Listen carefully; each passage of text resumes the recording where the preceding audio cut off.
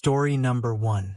I boarded the midnight train from Raventon to Gallows End with a sense of unease I couldn't explain. The ticket was cheap, almost too cheap, and I was the only one who had booked the last carriage, car 13. The man at the ticket counter gave me a long look when I asked about it. "People don't sit in that car," he said flatly. "Why?" I asked. His eyes flicked to the security camera above us. He lowered his voice. "Because no one ever gets off from it." I laughed, assuming he was being dramatic. But I should have listened. The platform was foggy when I arrived. The train was old. Not vintage old, but worn, like it had been in service too long. The metal was stained in streaks, the windows yellowed. I climbed into car 13, expecting the usual cold, empty seats. Instead, it felt occupied. The lights flickered faintly. The air was heavy like wet concrete. A strange hum vibrated through the floor, low and constant, like the train was growling. No one else was there, but the overhead luggage bins were full. Of what, I couldn't say. I settled into a seat near the window, pulled out a book, and tried to relax. But the train didn't move. Not for 20-30 minutes. I looked out toward the platform. There was no one on it anymore. Just fog. And then the train jerked to life, pulling away with a groan like a dying animal. I felt eyes on me. When I turned around, the seats were still empty. But the reflection in the window showed someone seated behind me. A woman. Pale skin. Dark veil. I whipped around. Nothing. I checked the reflection again. She was still there. This time closer. My heart thudded, and I stood up to leave the car. But the door wouldn't open. I pushed, pulled, kicked. Nothing. It was locked from the outside. The intercom crackled overhead. "Passenger in car 13. Remain in your seat." The voice was metallic. Dead. I backed away from the door, my eyes flicking to the other seats. Shadows shifted. Movement behind the frosted glass of the luggage bins. Something was crawling. I returned to my seat, shaking. Outside, the world was a blur of darkness and thick forest. But every few seconds, I saw the same thing. A figure standing just beyond the trees. Watching.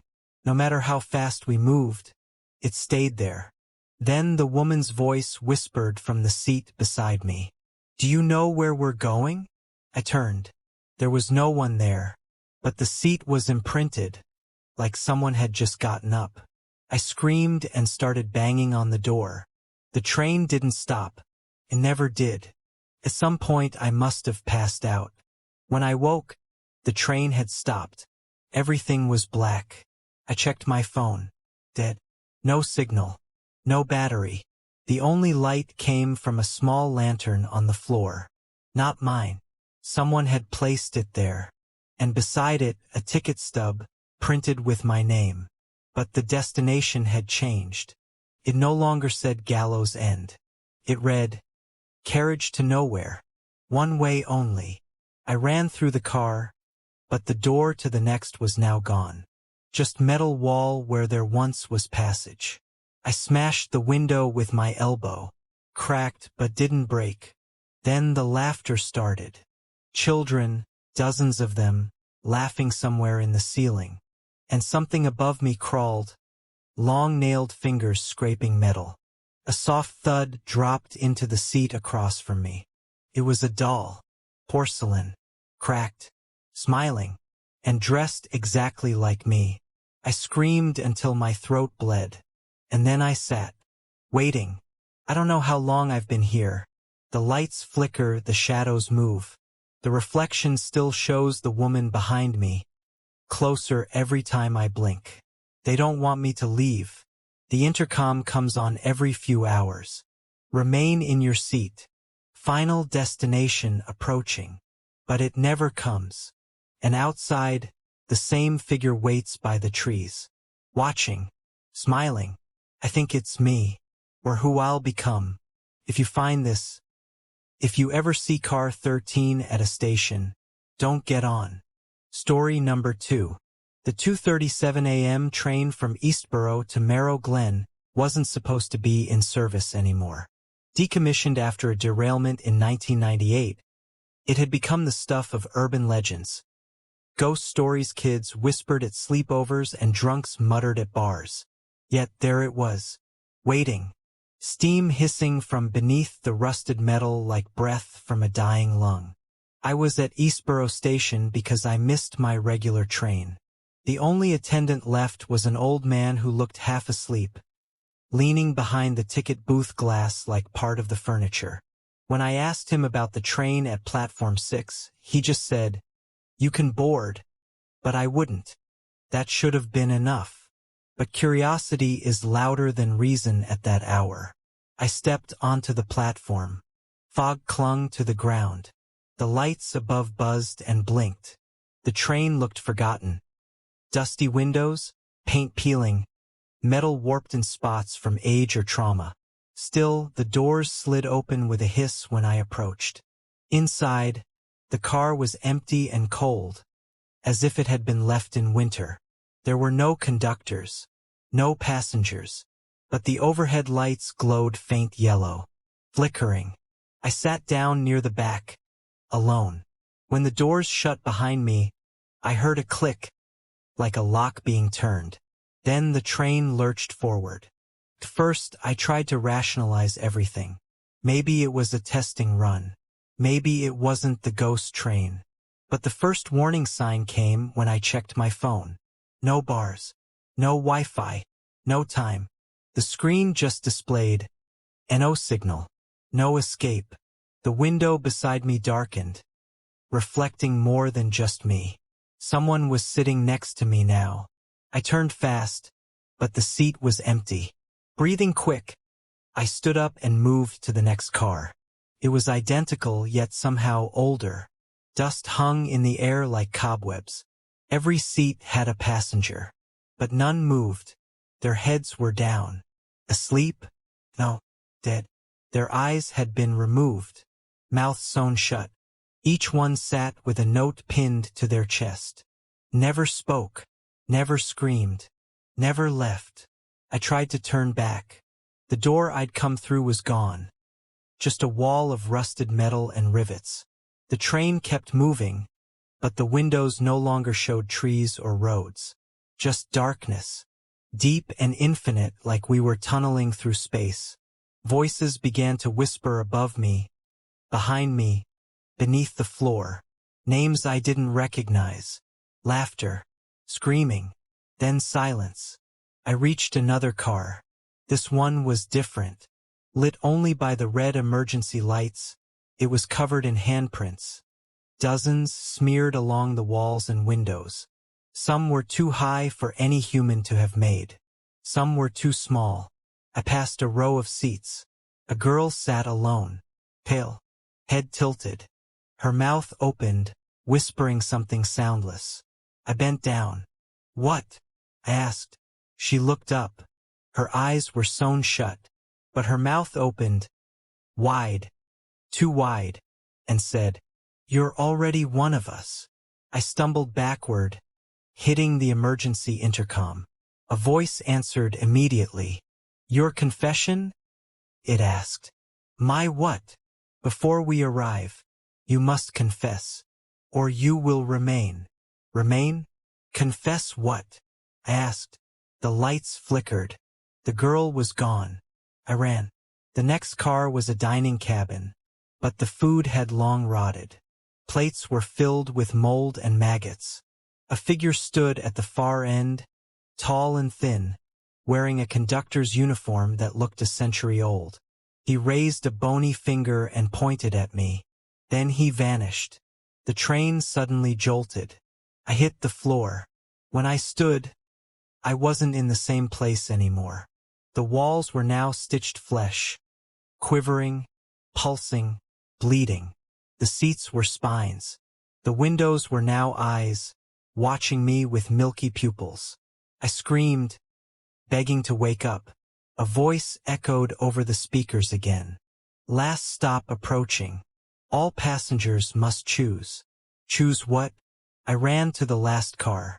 Inside, only one seat remained. Across from it, a mirror. In the mirror, I saw myself. But not me. A version of me. Hollow-eyed. Smiling. Dead. The mirror cracked, and my reflection stepped out. Took my seat. It smiled wider. The train stopped. The doors opened. Bright light flooded in. And I walked off. Not me. And I stayed behind. Watching. Trapped. Because I didn't confess. Because I didn't scream. Now, if you ever see the 2:37 a.m. train at Eastborough, do not board. And if you do, confess something, anything. Before the final car. Before the mirror. Or you'll never leave. Story number 3. It was supposed to be a simple overnight train ride from Ashwick to Brerhelm. My name's Lisa, and I was traveling alone to meet my brother after almost a year apart. The train pulled into the station at 11:04 p.m. A few minutes late, but nothing alarming. It was an old-style locomotive, the kind with individual compartments and dark mahogany interiors. A conductor with a stiff smile tore my ticket and told me I'd be in carriage 13. Lucky number, he said. Except there were only 12 carriages on the train. I double-checked. Walked the length of the train.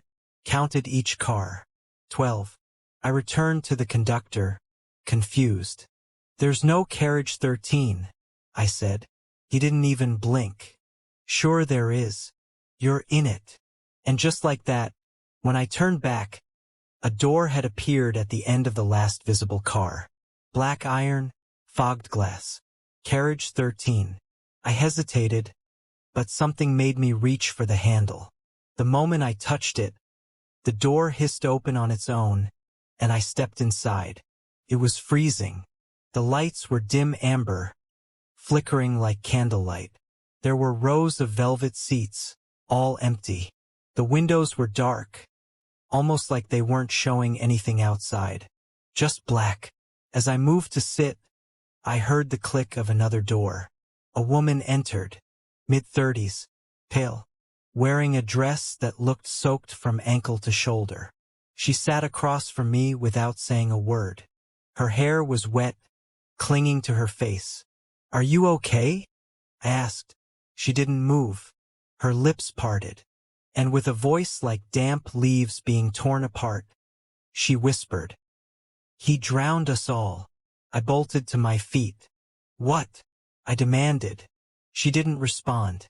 Her eyes rolled upward, and she slumped in her seat. I turned to leave the carriage, but the door was gone. Gone. No handle, no seam, just smooth wall where I'd entered. Panicked, I ran down the aisle toward the other end. The next door was still there. I slammed it open into another version of carriage 13. Same layout, same flickering lights. Only now, the walls were dripping wet, like the carriage had been pulled from the bottom of a river. And every seat was occupied. Men, women, children. All pale, all soaked, all dead. Some with seaweed tangled in their hair. Some with bloated hands and lips blue from drowning. And every pair of eyes turned toward me at once. The woman from earlier stood at the far end of the car now. She pointed at me.